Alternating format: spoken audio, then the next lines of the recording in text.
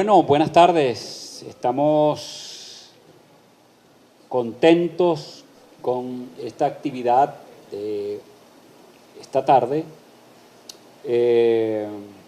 Agradecemos la presencia de los compañeros, colegas de UNEARTE y de otras instituciones universitarias que nos acompañan hoy en la conferencia del profesor Josu Landa.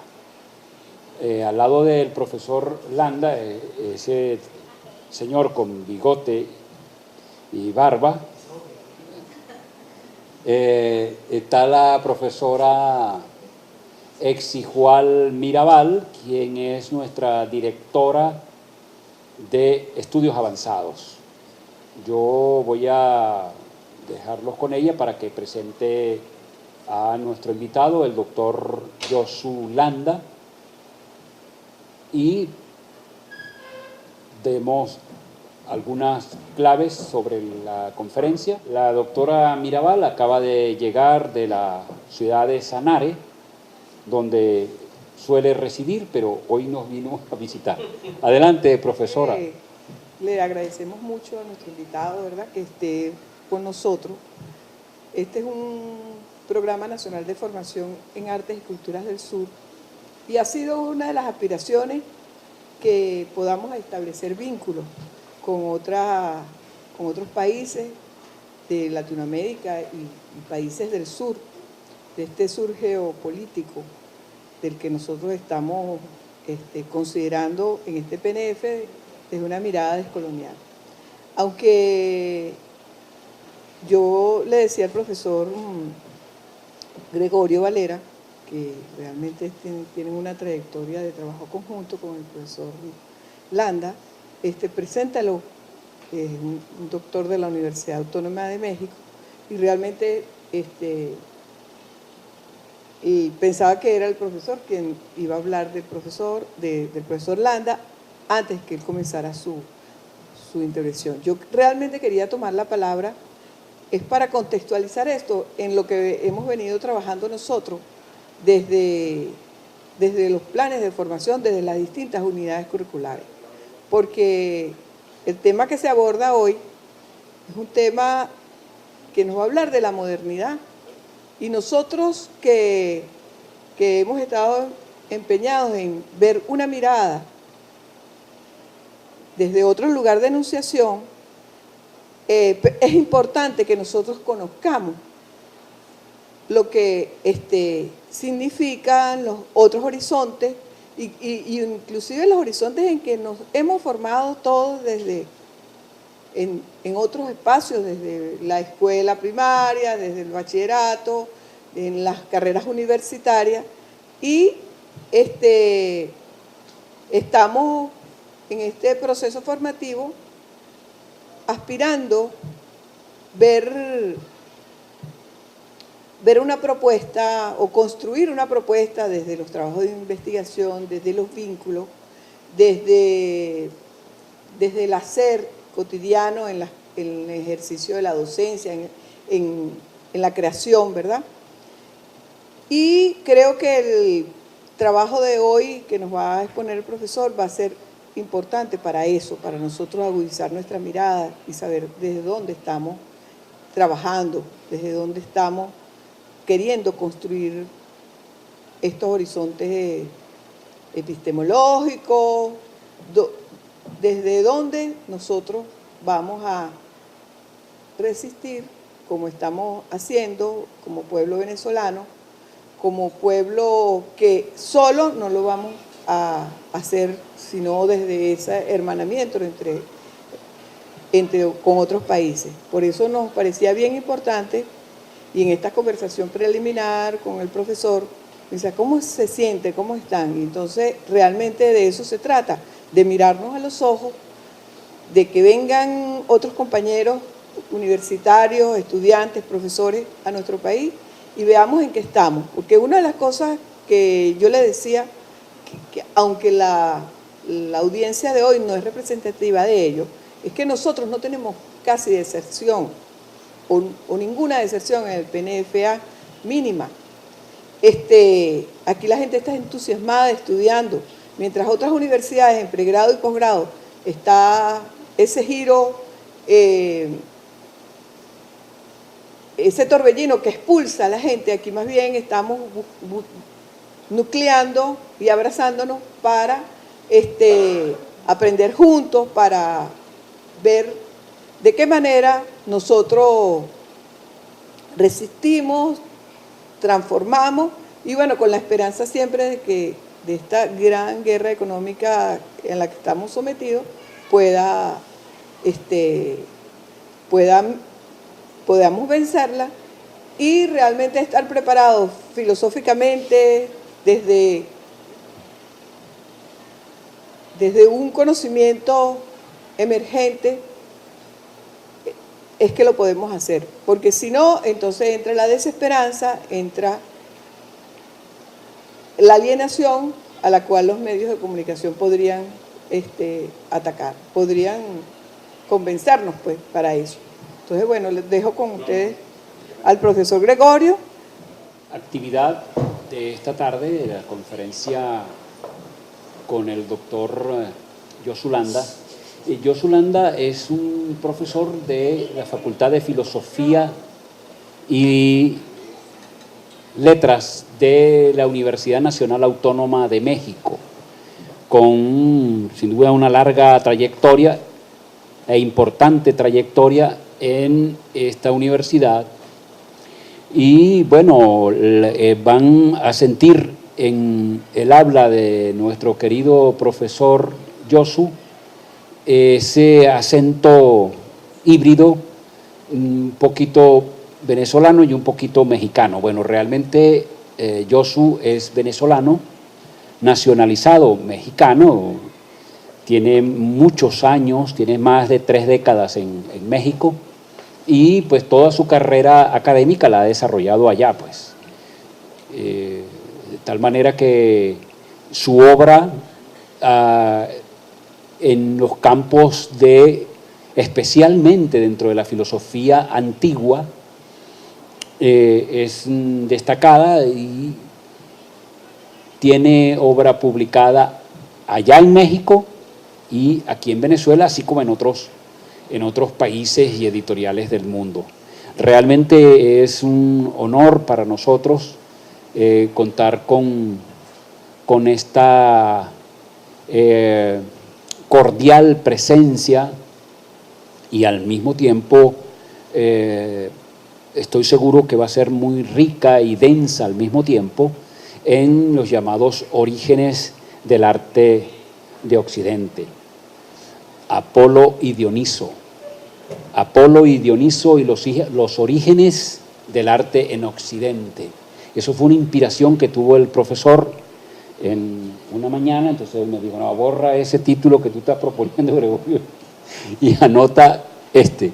Y de tal manera que, pues, sin más preámbulos, vamos a dejar con todos ustedes y conmigo al doctor Landa.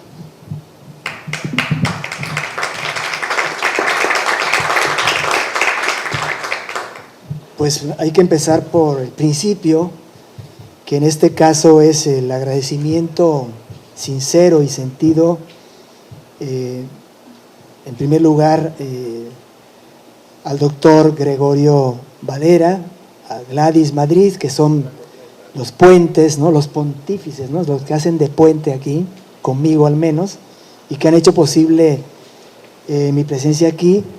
Por supuesto, agradezco a UNEARTE y en este caso a quien consideraría probablemente la principal representante, que era la doctora Mirabal, que habló hace un momento, por también posibilitar esto y haberme dado esta cálida acogida a este lugar, que es para mí, siempre ha sido pues un lugar emblemático de la ciudad en la que nací, por cierto, ¿no?, porque soy caraqueño de origen, ¿no? Y entonces para mí es un honor el estar con ustedes aquí esta tarde, y el tener la oportunidad de dialogar sobre aspectos que, bueno, para mí resultan apasionantes y espero poder contagiarles a ustedes ese fervor con el que yo me acerco a estos temas, y me daría mucho gusto que pudiera contribuir en algo a un diálogo que continúe, como siempre, todos los diálogos inconclusos suelen suceder, ¿no? Muchas gracias a todos, muchas gracias a quienes he nombrado, y también muchas gracias a ustedes que están aquí esta tarde acompañándonos y propiciando de esa manera, con su presencia aquí, la posibilidad de un intercambio y de un diálogo que me parece muy interesante desde México, Venezuela, en fin, ciudadanos del mundo en este caso, ¿no? Pues muy bien. El tema, voy a aclararlo un poco porque no sé qué le pasó a mi querido colega, el doctor Gregorio. No solamente Apolo y Dioniso, también, ¿dónde dejaste a Hermes, ¿no? Apolo, Dioniso. Apolo, Dioniso y Hermes, que es una incrustación que yo me permití hacer, no en esta ocasión, es un asunto que he venido planteando desde antes. Y claro, hay que advertir lo obvio, que no por obvio, se suele tener siempre presente, que es el hecho de que, bueno, estamos hablando de un tema y de unos aspectos, unos tópicos en realidad, sobre los que se ha investigado muchísimo durante siglos ya son siglos, y sobre lo que se ha dicho montones de cosas, y que es muy difícil pretender decir algo sustancioso que además sea nuevo, ¿no? Sin embargo, bueno, pues yo sí me atrevo modestamente a introducir ciertos aspectos para incluso tratar de traer a nuestro contexto, a nuestro tiempo, un tema que fue abordado de manera muy rigurosa desde las expresiones más importantes de la filología alemana, por ejemplo, como fueron los casos de Nietzsche, de Rode, de Wilamowitz, etcétera, y que ejercieron una influencia enorme, y también la antropología francesa, etcétera, ¿no? Y todo eso me parece a mí que puede ser en este momento reinterpretado, que puede ser actualizado y que, a mi modo de ver, puede arrojar luces muy fecundas ante temas y necesidades teóricas del presente. Empezaría por señalar, bueno, yo voy a dividir básicamente mi intervención en dos partes. Una que tendría que ver con el sentido de esta vinculación del arte con unas figuras míticas, unas figuras que pertenecen al orden del mito y de la divinidad, de la sacralidad, y la otra parte que tendría que ver con los aspectos puntuales, ¿verdad?, que conectan a estas divinidades con el arte. Efectivamente, hay que advertir lo obvio también, una vez más, que estamos sin duda hablando de una idea occidental, ¿no?, del arte. Sin embargo, yo sí prevendría pues a todos los colegas interesados en este asunto a profundizar mucho más en este aspecto, porque yo cada día me convenzo más de que Grecia, la Grecia antigua, es mucho más oriental de lo que creemos y es mucho más afín a aspiraciones de identidad cultural y civilizatoria que justamente tenemos en nuestro continente de lo que se suele creer. A pesar de que Grecia es el gran estandarte de incluso hasta del eurocentrismo, que me parece un vicio inadmisible, no por ello, si realmente profundizamos en un acercamiento a lo que significó esa cultura y esa civilización, dejaríamos de encontrar grandes puntos de afinidad que seguramente harían bastante estéril ciertos estereotipos o ciertas visiones maniqueas al respecto. Entonces, en cuanto a la primera parte del asunto, bueno, ¿cuál es el sentido de esta conexión de figuras del mito con el arte? En primer lugar, me parece a mí que está operando ahí una obsesión humana muy conocida, que es la obsesión por el origen de todo, ¿no?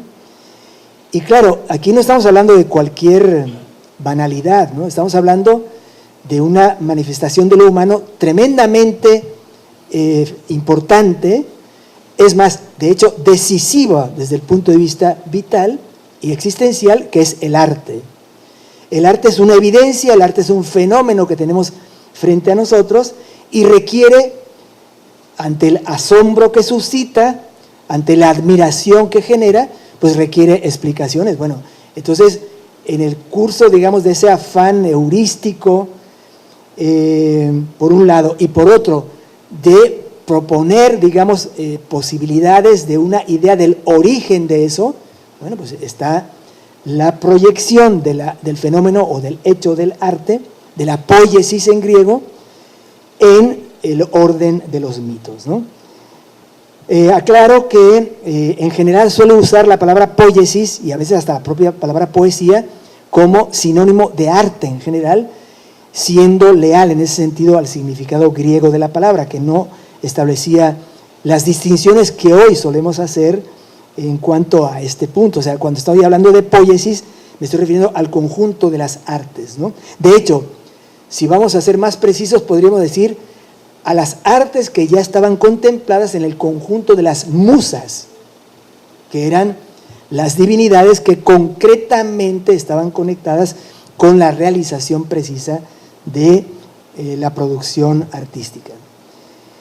El otro aspecto que está en juego aquí me parece otra tendencia claramente humana a dignificar lo valioso humano por medio de su vinculación con lo divino.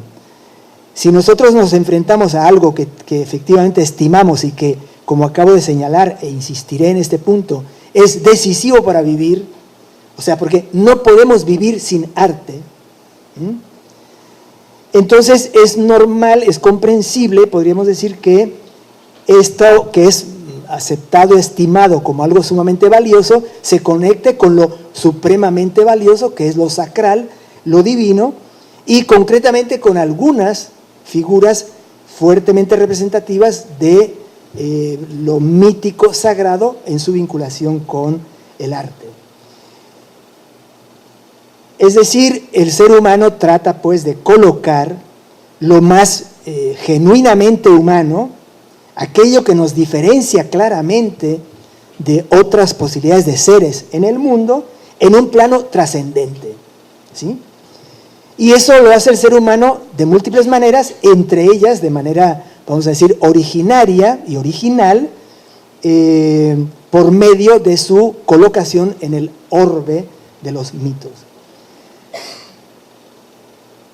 Esto lleva entonces, estoy de alguna forma ya describiendo o exponiendo los trazos generales de un proceso en virtud del cual se da una conexión de la poiesis, o sea, del arte, con lo que serían los principios radicales de lo real.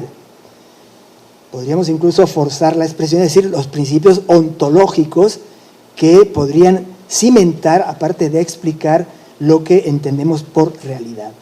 Entonces, es ese esfuerzo, pues, por conectar el arte con ese mundo de lo fundamental, lo que permite entender el empeño por colocar, por vincular grandes figuras de las divinidades míticas con el arte. Podríamos decir entonces que este proceso, que es un proceso de siglos, un proceso de milenios, en realidad podemos tener algunas referencias documentales, pero no sabemos muy bien cómo empieza, cuándo empieza, cómo se ha desarrollado. Cada día es más difícil incluso establecer eso porque encontramos que las culturas, es decir, la acción humana sobre la naturaleza y a partir de la naturaleza, sobreponiéndose a la naturaleza, que eso sería una idea general de cultura, nos remite a centenares ya de miles de años atrás y no como se pensaba antes, cuando mucho, algunos miles de años atrás, ¿no? Bueno, pues ahí me parece a mí que está operando una de las modalidades de la sed humana por lo absoluto. Y ahí coloco yo, bueno, no solamente yo, en ese sentido no soy original, sino que comparto pues el punto de vista de que tanto el arte como sus vínculos con el mundo de lo sagrado y de lo divino tienen que ver precisamente con esa tendencia humana que gráficamente podemos describir como una sed humana de absoluto, una sed de absoluto que está en la base de toda gran creación humana. Es decir, también está en la base de la religión, está en la base también de la filosofía, de la política, de las leyes, etcétera, etcétera. En ese contexto es necesario tener en cuenta que el arte aparece, es asumido con un grado mayor o menor de conciencia como la expresión de un consuelo existencial ante los problemas que acarrea el devenir.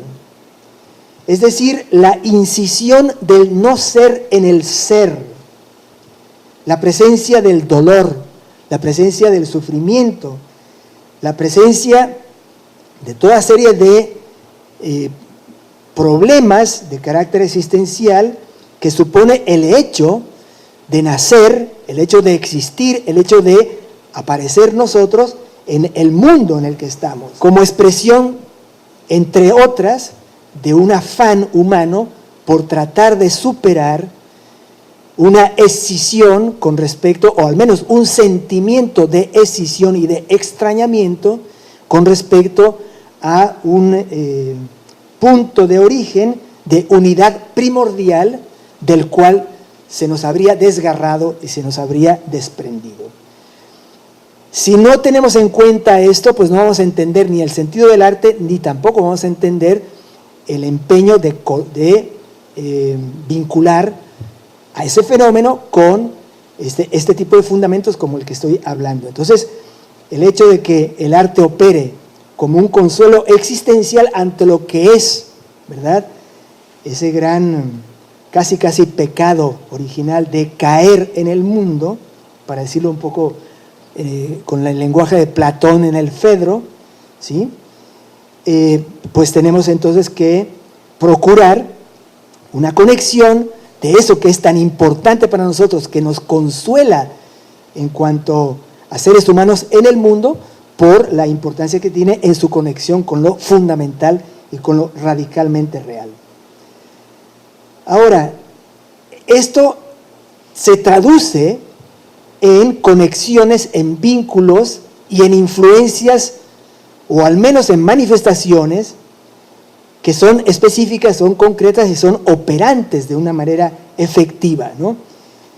La divinidad, desde esta perspectiva en la que se coloca el asunto, opera y actúa sobre quienes se ocupan por producir arte.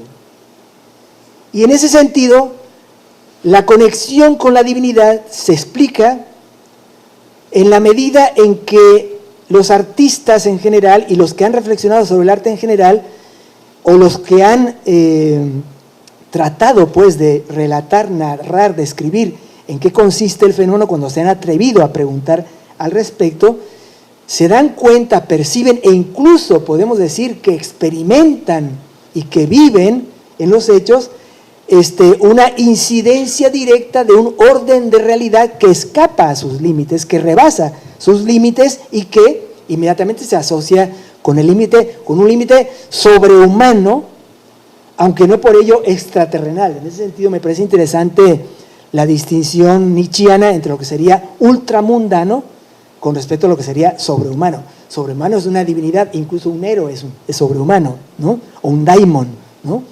Pero aquí estamos hablando de divinidades que entonces son experimentadas y son vividas como artífices o como gente que interviene con un grado de imposición o de complicidad en la actividad artística. Y que hay una palabra que resume esa experiencia, porque se trata de una experiencia, no se trata de una teorización. Si alguien hubiera dicho que se trata de una teorización en algún momento de lucidez, seguramente no tendría mayor influencia o consecuencia si nadie experimentara en el mundo del arte el hecho de lo que se llama inspiración, ¿sí? O infusión, que no es un asunto de tez nada más, ¿no? La infusión es un asunto de que se infunde en el artista o en el entusiasta. El entusiasta es el que ha sido poseído por la divinidad, ¿no? O el iniciado en los misterios, se infunde la fuerza de la divinidad, ¿sí? O sea que por inspiración, por infusión, opera la divinidad y forma parte esa actuación de la divinidad en la labor artística. Bueno, esto, por supuesto, nos coloca, eso también hay que señalarlo, en unas coordenadas muy precisas. A mi modo de ver, esto no presenta mayor problema desde el punto de vista teórico, en términos de coherencia, en términos de congruencia y demás, o de consistencia, de cara a una concepción mimética del arte, ¿sí? O sea que esto, vamos a decir, tiene una pertinencia teórica, me parece a mí, muy sólida en las coordenadas de una idea mimética del arte, es decir, una idea en virtud de la cual, o una doctrina, digamos, acerca del arte, una teoría del arte que explica el fenómeno sobre la base de que habría un intento de actualizar, copiar, representar, volver a presentar lo que sucede, la acción, los hechos, los objetos, los fenómenos y demás, ¿no? A eso llamo yo una idea mimética del arte, que básicamente, a mi modo de ver, fue predominante durante milenios y que si se trata de establecer, digamos, alguna,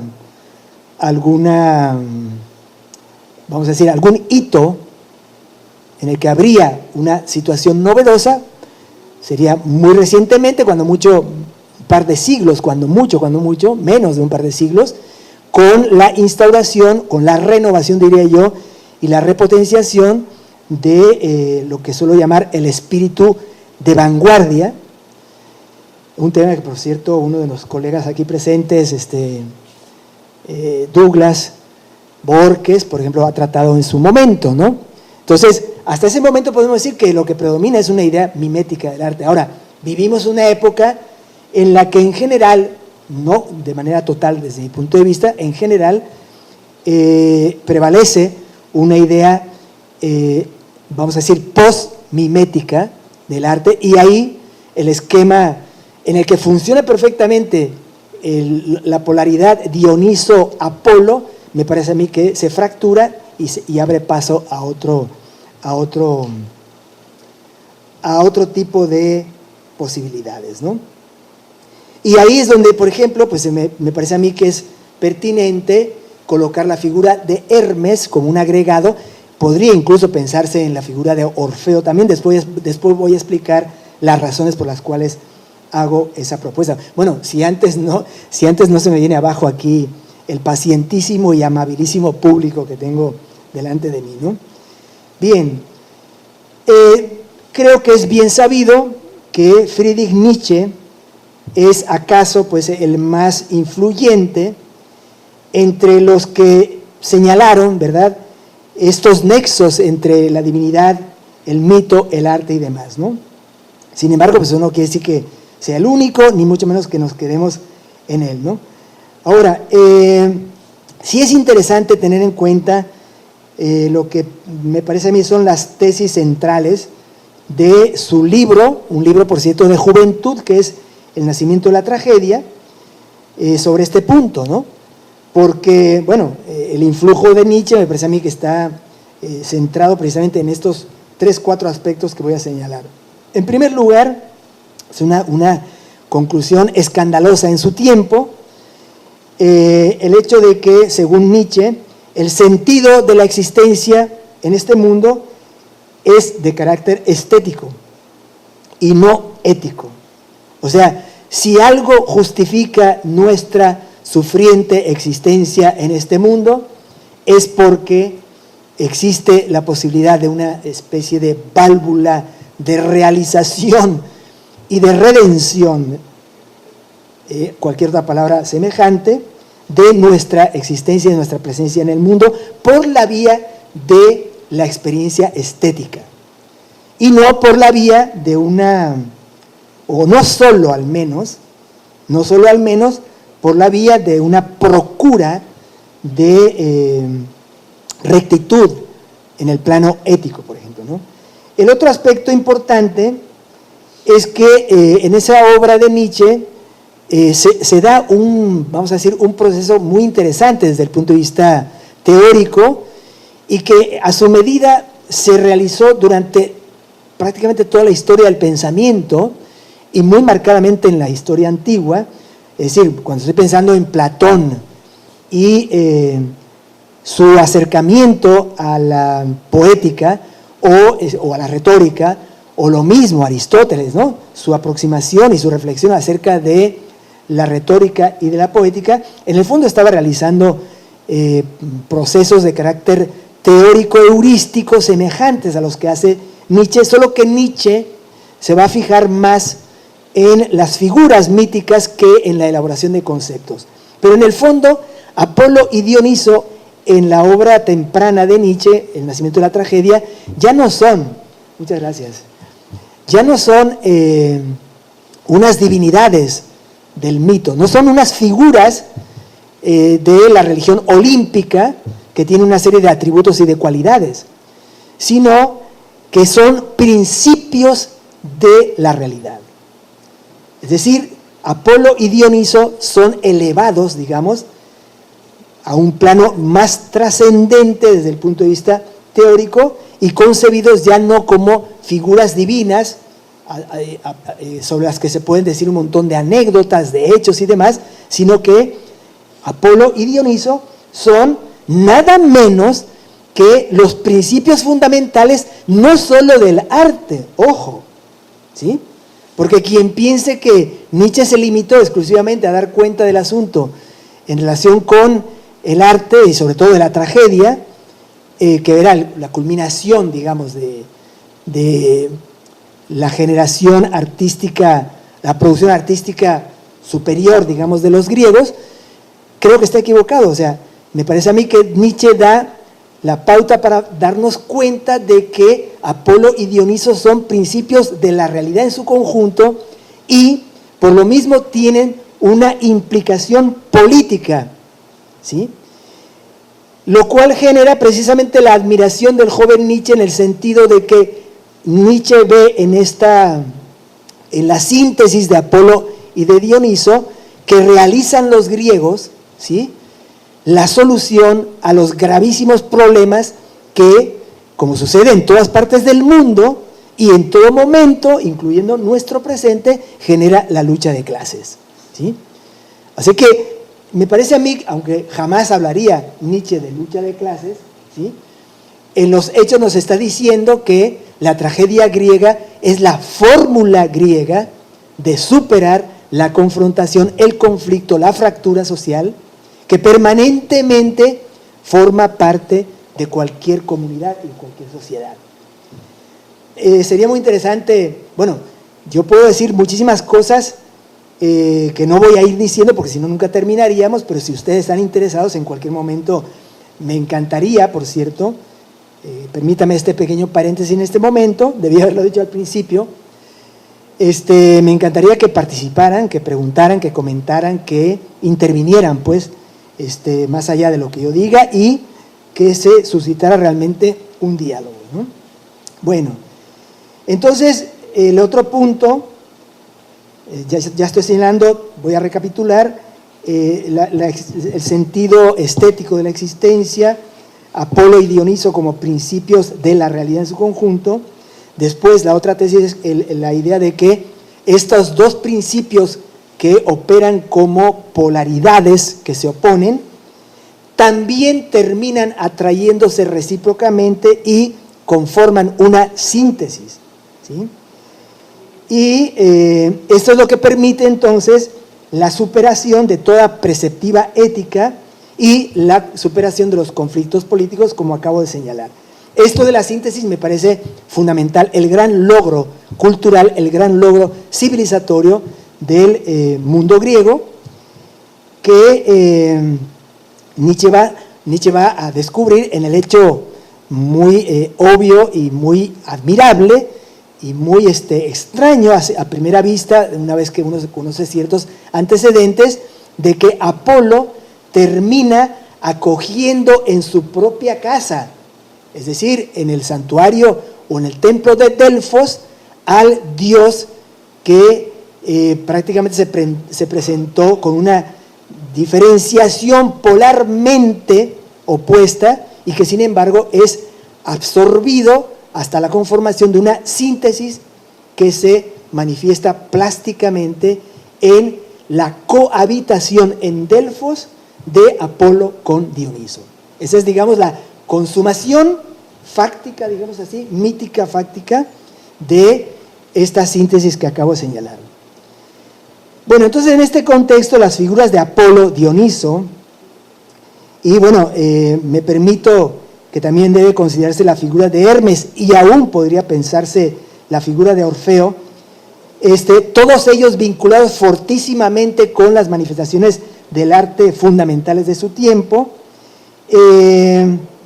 son configurados entonces como polos de fuerza, polos de vida, polos de conformación y de generación y de constitución de realidad humana, ¿sí?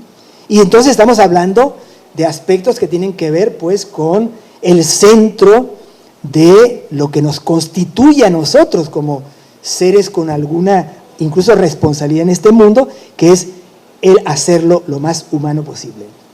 Se trataría entonces ya no de simples personajes míticos, sino de modelos, ¿verdad?, de tipos, de principios ontológicos, tipos ideales, podríamos decir, que por lo mismo adquieren, digamos, ya un grado de abstracción y de pureza, aunque al estar remitidos a figuras nominadas, conocidas, pues, como son Apolo, Dioniso, Hermes, Orfeo, tienen, digamos, un grado importante, ¿no?, de impureza humana, mítica, y configuran, a pesar de ese empeño que el propio ser humano en sus momentos de lucidez reflexiva se empeña, ¿verdad?, en subrayar esa pureza, esa abstracción y demás, siguen siendo figuras que nunca podrán deslastrarse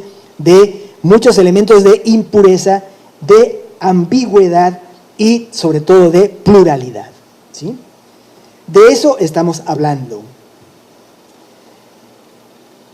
Entonces, podría venir a cuento una observación que hace un gran estudioso del mito, Hans Blumenberg, cuando observaba que el mito lleva a una fecundidad imaginativa. No estoy citando ad literam, sino pues, prácticamente de memoria, lo cual es muy sospechoso porque de una memoria pésima, tengan mucho cuidado, ¿no? El mito lleva a una fecundidad imaginativa aquello que tardará en ser aprehendido, en ser captado como concepto, ¿sí? Entonces, aquí tenemos un acercamiento al mito que está precisamente marcado por ese proceso en virtud del cual terminará el mito generando o proponiendo u ofreciendo soluciones o frutos muy importantes desde el punto de vista teórico, conceptual, abstracto, pero pasando, repito, por el tamiz de lo que sería una interpretación del sentido de los mitos. Como todos los grandes dioses, esto entonces hay que tenerlo muy en cuenta, a pesar de las polaridades que se destacan, se subrayan con justicia y con legitimidad teórica, a pesar de que al hacerlo de esta manera estamos jugando un juego de pureza abstracta que puede traicionar la vitalidad impura en la que se han formado estas figuras divinas. Entonces, con esas prevenciones, siempre hay que tener en cuenta que estos grandes dioses, Apolo, Dioniso y Hermes, son ambiguos, ¿sí? Son polifacéticos, son creativos, es decir, no se sujetan a patrones de actuación heterónomos. Ellos mismos son los que generan sus propias reglas de actuación y por eso son divinidades, ¿no? y son entidades que están situadas más allá del bien y del mal. Es decir, son entidades extramorales. Si nosotros no tenemos en cuenta esto, pues bueno, nos va a parecer harto contradictorio, paradójico, absurdo muchas veces ciertas actuaciones de la divinidad, ¿sí?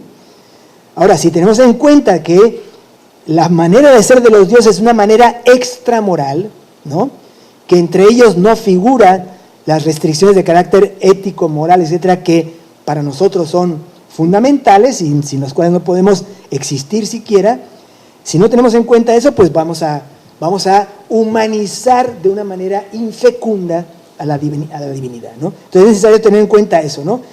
Son también ambiguos, es decir, que así como realizan actividades en un sentido positivo, pueden realizar actividades en un sentido negativo sin dejar, o sea, sin perder su identidad como parte del orden mítico al que pertenecen, sin caer en el absurdo y sin caer en culpa, por supuesto, ¿no?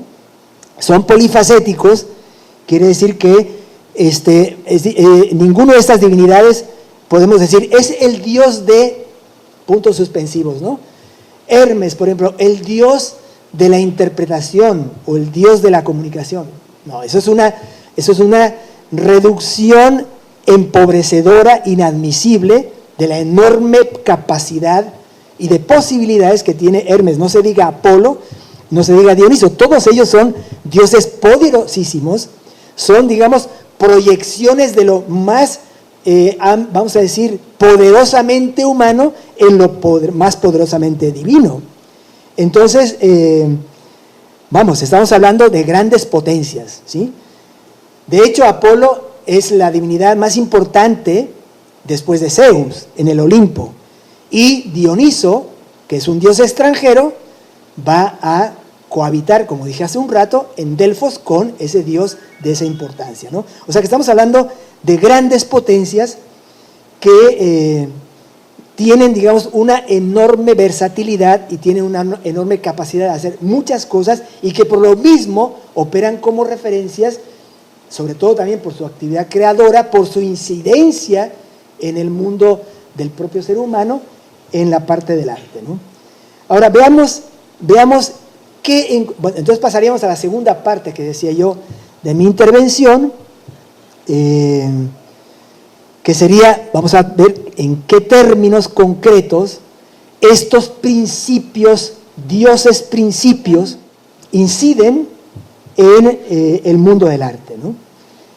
Empecemos por Apolo, el más resonante, el más destacado, el más, durante mucho tiempo, pues el más importante en este ámbito del arte, en el contexto de los mitos propios del mundo olímpico, es decir, los mitos que dan cuenta de las divinidades que habitan en el Olimpo, que es un grupo bastante pequeño, por cierto, de divinidades, aunque tienen montones de ramificaciones que se proyectan por muchas partes, que son la expresión de una religiosidad que proviene de un mundo ajeno a lo que después terminó siendo la Hélade.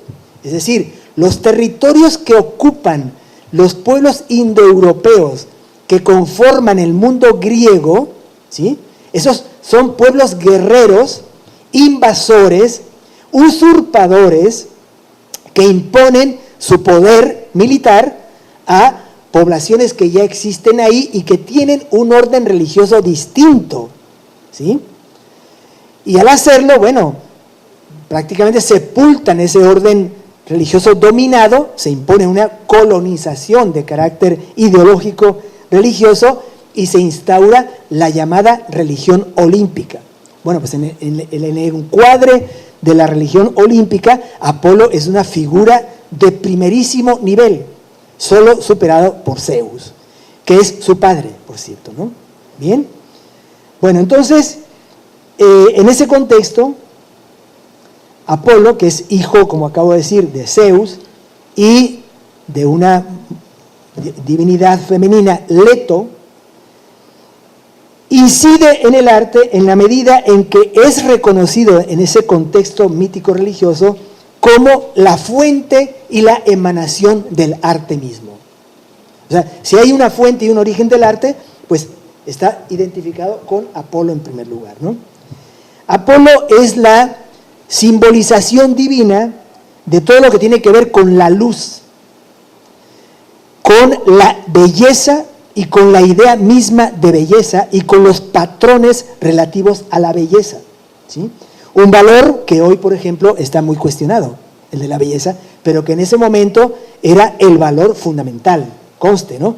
En el terreno estético, en el terreno más bien artístico, ¿no? Porque lo estético tiene dos dimensiones. Está la aistesis como la experiencia que nos dan los sentidos, que eso se llama en griego aistesis, y de ahí viene estética, y está lo estético como artístico, que tiene que ver justamente con los procesos que realizan en el mundo un valor estético fundamental, que es el de la belleza. Bueno, pues la divinidad, el patrono, digamos, de este valor es Apolo, ¿no? Y de las reglas que configuran la visión misma de la belleza, ese es Apolo, ¿no? Es también el señor del brillo de lo bello real. Como por ejemplo cuando Platón dice que lo bello es el resplandor del ser, ¿sí?, en los objetos del mundo, bueno, pues en el fondo está recurriendo a una especie de transliteración teórica de esta idea de un Dios que es el que está poniéndonos en la existencia nuestra en el mundo todo aquello que es brillante, luminoso, bello, y que por lo mismo nos llama la atención, nos atrae y además nos subyuga, ¿sí? Ese es Apolo, ¿no? Y por lo mismo entonces es el gran realizador del valor de la belleza en la realidad, ¿no? Bien, por lo mismo entonces es obvio que estamos ante un Dios claramente solar, pero no solo eso. Para los griegos, Apolo no solamente es un Dios solar, en realidad Apolo es el sol, ¿sí? Es el propio sol, ¿no? ¿Sí? Se identifica pues con el sol, ¿no? Apolo es fuente también, por lo mismo, de la verdad, porque para los griegos no se puede distinguir, no se puede establecer una disyunción entre lo bueno, lo bello y lo verdadero, ¿sí? Esto es sumamente importante, conectado con lo que acabo de decir, la base de todo lo que tiene forma. Es más, podemos decirlo mejor dicho todavía, es la base de la forma. Es la base de la definición. Es decir, de la definición quiere decir que las cosas tienen fines, de finis, límites. Este objeto tiene fines, aquí, ¿de acuerdo? No desde el punto de vista ético, no estoy hablando de fines desde el punto de vista ético, sino desde el punto de vista espacial. Finis terrae, o sea, el límite de la tierra, los límites, ¿no? Es el Dios de los límites, ¿sí? Y en ese sentido es el Dios de la definición limitada de todos los objetos. No hay un objeto sin definición. No definición de carácter lógico, heurístico, sino definición de carácter objetual. Es la divinidad, por lo mismo, de la distinción, de la claridad, de la perfección, de la armonía, de la simetría, del equilibrio. Bueno, si no les parece suficiente con esto, ¿sí? Todo esto significa Apolo, ¿bien? Y se puede resumir con la idea de que Apolo viene a ser la fuerza divina de la individuación. Es decir, los objetos del mundo, bajo esta perspectiva, son objetos individuados. Y el principio que está operando en esa individuación, que es un principio muy importante, por ejemplo, en la ontología tradicional, el principio de individuación tiene un referente en Apolo, que es el Dios precisamente de esta individuación. Y este es el centro de atención fundamental en su oposición con la figura de Dioniso, que es todo lo contrario, ¿no? Bien, entonces es la fuerza de la individuación y por lo mismo la fuerza de la racionalidad y del sentido, ¿sí? También Apolo es el principio de la legalidad, de la ley y por tanto, bueno, pues de la configuración de aquello que llamaba Hegel, ¿no? La eticidad, ¿no? Es decir, la conformación misma del espacio público como Estado, ¿sí? También es señor de la adivinación. Esto es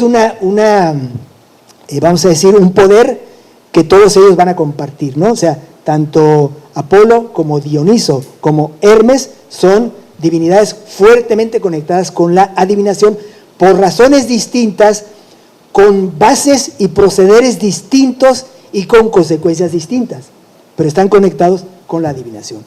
De hecho, para señalarlo de una vez, Apolo sería la divinidad de la adivinación por signos, ¿sí?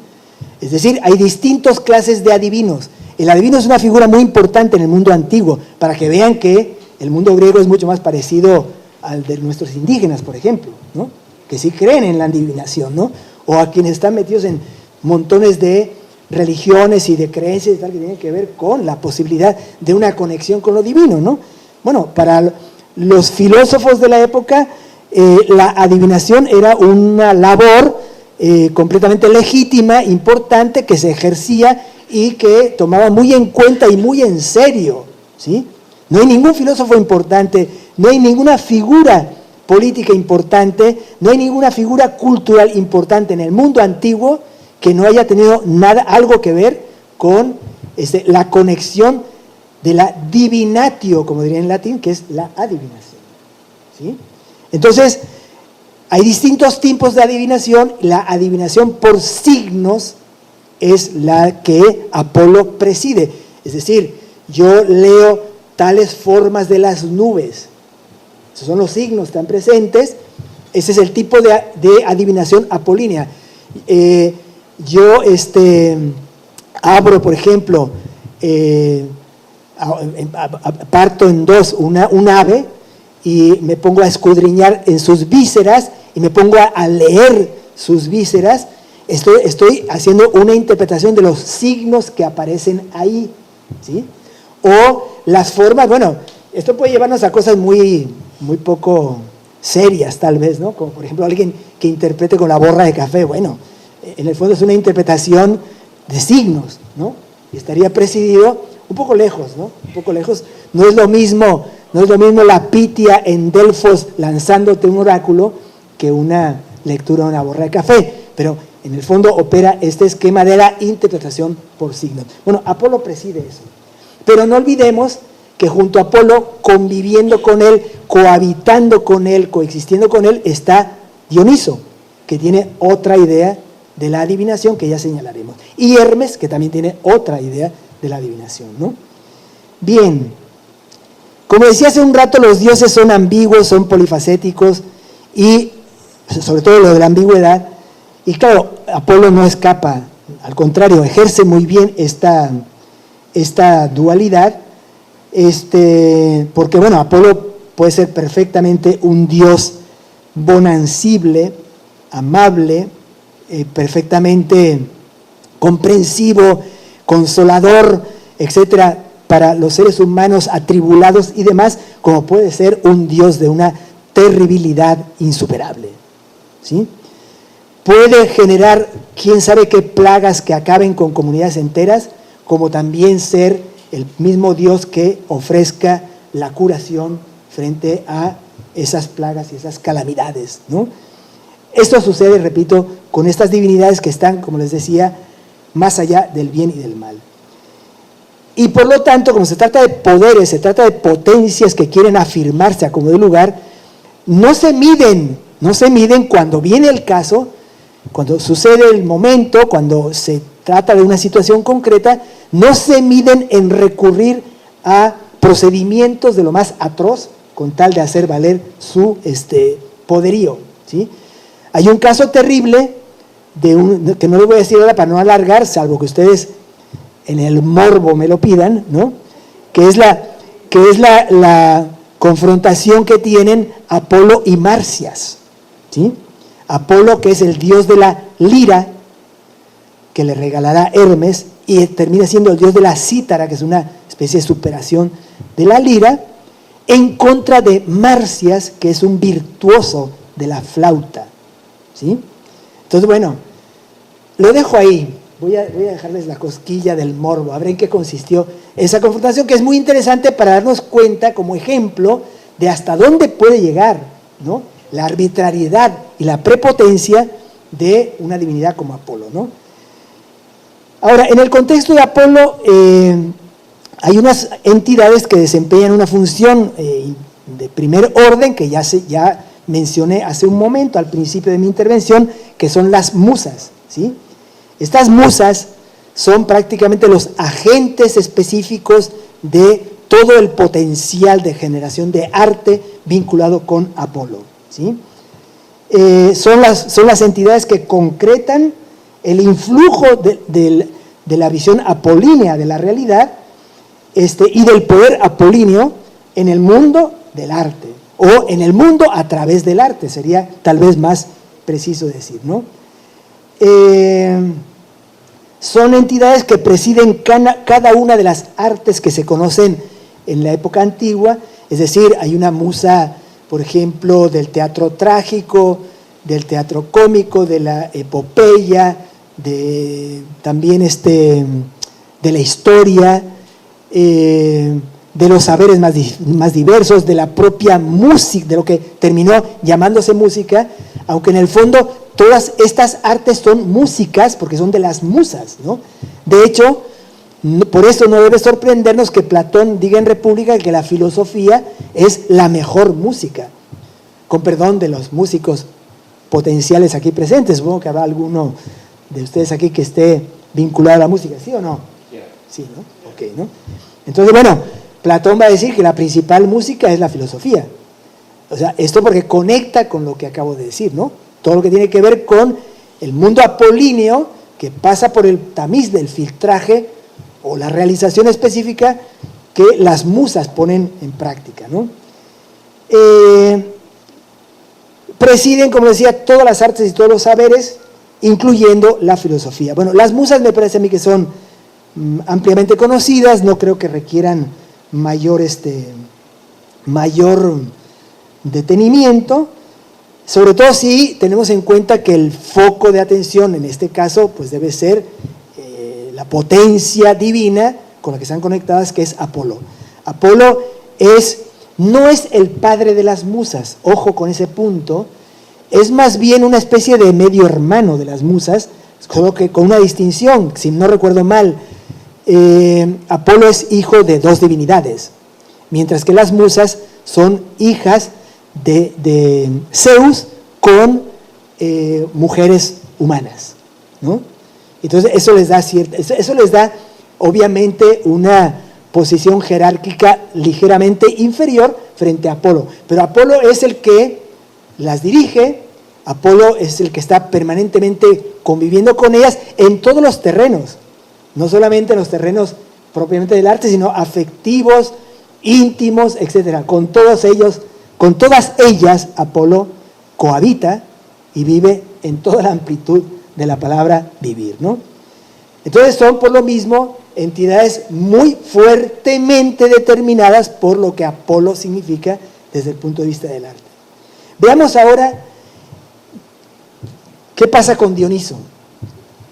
¿Qué es Dioniso? ¿O qué es este dios principio que simboliza la figura mítica de Dioniso? Para empezar, es una divinidad extranjera, ¿sí? Y esto marca por completo el destino mismo y el sentido mismo de Dioniso. ¿Por qué? Porque, bueno, el dato de la extranjería no es un dato que le pueda interesar, por ejemplo, al Saime, ¿no? Aquí, ¿no? Sino que interesa desde el punto de vista de lo que significa como portador de una idea de la vida y de la existencia que es diametralmente opuesta a la de Apolo.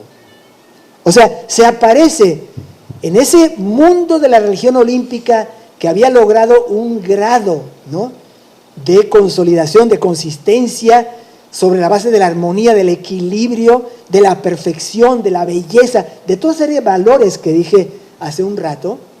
Viene alguien de fuera, ¿sí?, un advenedizo que trae todo lo contrario. Trae una serie de prácticas brutales. Está conectado con una serie de rituales que se realizan, bueno, ellos dicen extranjeros, bueno, porque para los griegos, aquí podríamos decir más bien, más que extranjería, se trata de un dios bárbaro en el fondo, que es peor todavía, ¿no? Para los griegos, extranjero, por ejemplo, podía ser un espartano frente a un ateniense y viceversa. Un persa era un bárbaro. Y alguien de Tracia o de Frigia, que eran comunidades marginales, comunidades que estaban en la periferia de lo que era la Hélade, que tenían conexión con la élite, pero una conexión muy superficial, bueno, configuraban más bien el ámbito, más que de lo extranjero, de lo bárbaro. Entonces viene un dios vinculado con ese mundo, ¿sí? Un mundo de barbarie, ¿sí?, que trae o que preside una serie de rituales que causan el espanto del poder político y del poder religioso establecido, ¿sí?, y que son paulatina y persistentemente aceptados por las comunidades de la Hélade. Porque además, de esa manera, esta divinidad bárbara conecta con las divinidades que habían sido marginadas, preteridas, expulsadas, sepultadas, aniquiladas por la dominación griega, ¿sí? Es decir, antes de la llegada de los pueblos indoeuropeos que configuran Grecia, dorios, jonios y demás, esos pueblos tenían religiones como la de Deméter, ¿sí?, que son religiones tónicas, religiones telúricas, religiones vinculadas con la vitalidad de la tierra y conectadas con el inframundo, religiones muy cercanas al componente mistérico propio del dionisismo. Entonces, estamos ante un fenómeno cultural explosivo. En algún momento sucedió esto, 8 o 10 siglos antes de nuestra era, ¿verdad? Y esto requiere entonces una labor de adopción y de adaptación, porque es el pueblo griego, influido por la propia religión olímpica, que termina aceptando a Dioniso. Y no solo aceptando, imponiendo a Dioniso en contra del poderío de Apolo. Es decir, el establishment religioso y el establishment político están en riesgo ante la irrupción de este personaje extranjero, este personaje bárbaro, esta divinidad, vinculada, como les digo, a unos rituales inenarrablemente brutales, ¿sí?, que traen, dicen los mitos de Frigia, Tracia y demás, que son probablemente maneras de hablar de lo que es bárbaro y de lo que es más que extranjero. ¿Bien? Bueno, entonces, ¿qué hacer ante esto? Porque si hubiera sido rechazado por el pueblo griego no hubiera sido un problema, simplemente desaparece, ¿no? Pero no, termina siendo aceptado por el pueblo griego, los pueblos griegos, las poleis griegas, y entonces eso va a requerir una doble operación, una operación de carácter ideológico religioso y una operación de carácter político. Así que no piensen que, por ejemplo, la gran tragedia griega, que es una de las grandes aportaciones culturales del mundo griego, fue algo así como la labor creativa de unos genios, ¿no?, como eran Esquilo, Sófocles, Eurípides y demás, que lograron sensibilizar el gusto de la gente, y de esa manera hubo tragedia griega en el mundo griego. Mentira, no es eso. Los rituales dionisíacos penetran en el mundo dominado por la religión olímpica, son aceptados por el pueblo, y el pueblo va a exigir la posibilidad de realizar estos rituales. Y junto a estos se da Entonces ya estoy diciendo, o sea, un proceso de adaptación ideológica, una operación de este tipo, ideológico-religiosa, una operación política, porque el Estado tiene que asumir esta realidad y tomar medidas al respecto. De hecho, la tragedia griega se decide políticamente, ¿sí? Se oficializa políticamente. Es el Estado quien decreta que la tragedia griega es legítima, es posible, es factible, es realizable. La otra operación que está en juego ahí es la operación de, vamos a decir, sublimación y de refinamiento desde el ritual bárbaro. Tan bárbaro es el ritual, fíjense, tan bárbaro es el ritual, que Nietzsche, por ejemplo, a mi modo de ver, comete una inconsecuencia, a mi modo de ver, incomprensible, ¿no? En el nacimiento de la tragedia, ¿no? Cuando, hacia el final del nacimiento de la tragedia, Nietzsche dice, ya cuando estamos ante la tragedia griega, ya no estamos ante aquellos inaceptables, aquellos terribles modos de realización ritual bárbaros que existían. Hasta Nietzsche se había escandalizado de lo que era esto, ¿sí? Entonces, hay un proceso, como les digo, de refinamiento y de sublimación desde el ritual dionisíaco hasta la invención de la tragedia y de la comedia, en toda su expresión. Fenómenos culturales que siempre tendrán su carácter religioso, porque una representación dramática en el mundo griego no es lo que hoy entendemos por tal, ¿no? O sea, no es ir a ver el teatro cómo actúan cómo se mueven unos actores conforme a un libreto, no. Es un acto político religioso, ¿sí? La tragedia griega es la ocasión eucarística, podríamos decir, para que la divinidad se haga presente a instancias de la actuación de las personas que están en el escenario. Es decir, en ese sentido, la realización plena de la obra teatral trágica y también la cómica es cuando la gente experimenta en sus propias almas el hecho de la presencia del Dios ahí, con ellos mismos, a instancias de aquello que decía Aristóteles, ¿no? De la catarsis, ¿no? Cuando el terror y la compasión mueve y remueve las almas de la gente, ahí es donde está el Dios presente, y eso es lo que da sentido a la tragedia. No es entonces una cosa en la que se van a lucir unos actores y en las que la gente va a estar ahí disfrutando quién sabe qué, no. Es una experiencia, repito, religiosa con implicaciones políticas. ¿Bien? Bueno, y esto entonces habla de un proceso, como les digo, de refinamiento. ¿Refinamiento de qué? Porque he estado guardándome esa base y seguramente se me puede olvidar, ¿no? Bueno, ¿en qué consistía el ritual dionisíaco? Ese ritual bárbaro de frigios, tracios y demás que venían de Oriente, ¿no? Bueno, en desatar lo que llaman los griegos la manía, es decir, una locura momentánea a partir de una serie de prácticas como por ejemplo perseguir animales en el monte, en la oscuridad, tocar instrumentos poco apolíneos, de hecho instrumentos opuestos a Apolo en principio, como serían la flauta y sus derivaciones, y los instrumentos de percusión, capturar animales vivos, desgarrarlos con las manos, ¿sí?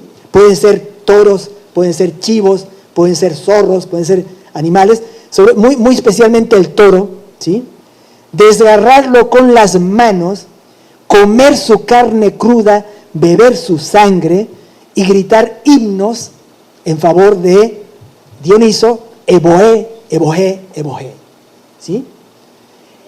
A partir de esas prácticas, llegar a una manía, como les digo, que es el sentido del ritual. El ritual dionisíaco no es para emborracharse, como piensan algunos, ¿no? No es tampoco una orgía sexual, como pensaron muchos, incluso en la antigüedad. Por ejemplo, Eurípides escribe un clásico, un clásico de la obra de la tragedia y un clásico de la comprensión del mundo dionisíaco que se titula Las Bacantes. Ya veremos quiénes serán las Bacantes, ¿no? Que forman parte del universo dionisíaco, donde precisamente el dramaturgo Eurípides trata de mostrar que lo fundamental del ritual dionisíaco es la comunión con el Dios, ¿sí? Es la conciliación con la realidad absoluta, es el éxtasis, ¿sí? Y ese éxtasis es un momento de locura momentánea que se experimenta como posesión del iniciado por parte de la divinidad. Todas las demás prácticas a su alrededor, por ejemplo, efectivamente Dioniso es el dios del vino, pero eso es completamente secundario. De hecho, todo el mundo reduce al pobre Dioniso al dios del vino, ¿no? ¿Sí? Pero eso es completamente secundario, ¿sí? Efectivamente, Dioniso es el dios de la orgía, pero hay que entender de qué se está hablando cuando se habla de orgía.